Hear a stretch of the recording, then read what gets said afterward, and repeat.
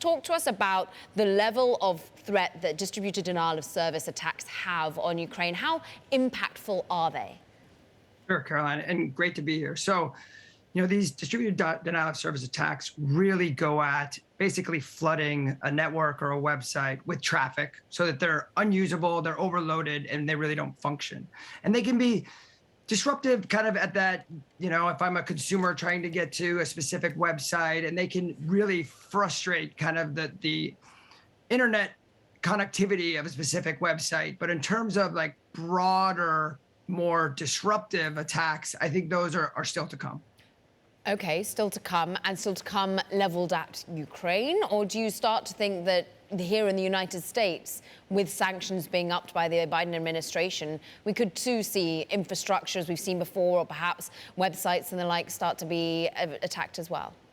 Great question. I think the easy answer is both. You're going to see them ratchet up. You're going to see the Russians ratchet up cyber attacks within Ukraine, potentially moving into ransomware, data theft, data encryption to further cripple organizations and businesses, as well as potentially move into critical infrastructure as a higher escalation point.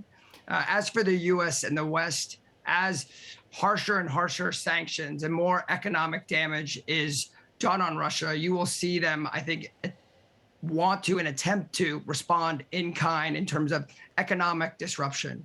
Thinking financial institutions, banks, maybe potentially tightening or more damage to the supply chain through either their own actions or proxies such as cyber criminal groups and ransomware actors. Yeah, to that point, when you are looking at the data, when you're trying to see, when you're understanding where these attacks are coming from, how do you discern whether it's indeed from the government, whether indeed it's more using other actors at their will? How you can ensure that you're joining the dots in a sophisticated manner? No, your attribution within cyberspace and who the actor actually was is incredibly difficult. Though I was very pleased to see with the earlier version of the denial of service attacks, the US government come out fairly quickly to identify the Russians as the attackers in that space. And I think assessed attribution is really important, that it is done as quickly as possible, and that Russians, where there is evidence, can be held accountable. But I think they will absolutely be leaning on proxy organizations, potentially new ransomware groups we haven't heard of before.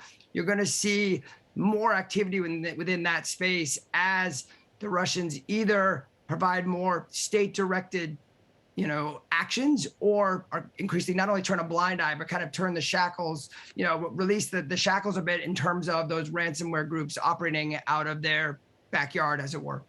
Marcus, I mean, obviously I'm asking you to talk your book a little bit, but have we seen an uptick in demand for cyber protection? Are we seeing the defenses being fortified? Are we ready for the fight, to be perfectly frank?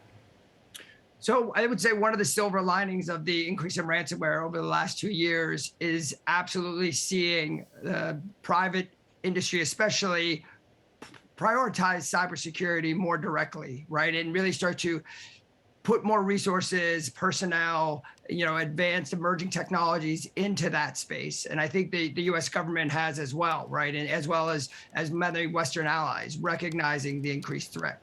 Have they done enough, as quickly? I think we are in a bit of a race condition against what will be a spike in cyber attacks, and getting the right pieces in place to properly defend, right? It's kind of what that old adage of you go to war with the army you have, not the army you'd wish you'd built and resourced and prioritized appropriately.